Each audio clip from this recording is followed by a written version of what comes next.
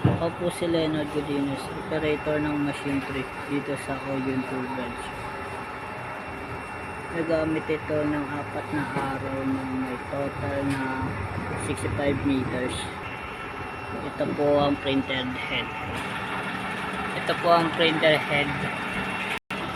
Ang huling palit nito ay September 17, white capping glasses.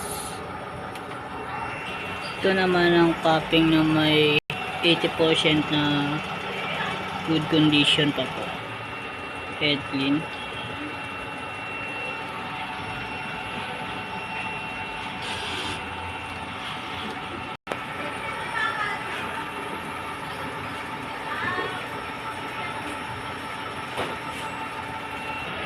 Punasan ng wiper after head clean.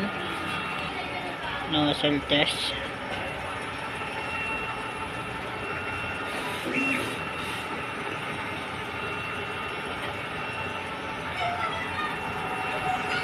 Ito po ang nozzle test. Ang ink system namin ay tama ang level. Ang waste tank po ay nalinis po ng Biyernes. Ito po ang BIR. Ito naman po ang ground wire.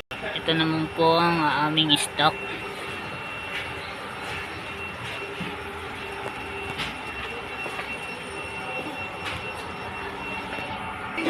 Ito naman po ang whiting na nagamit. Ito naman ang powder.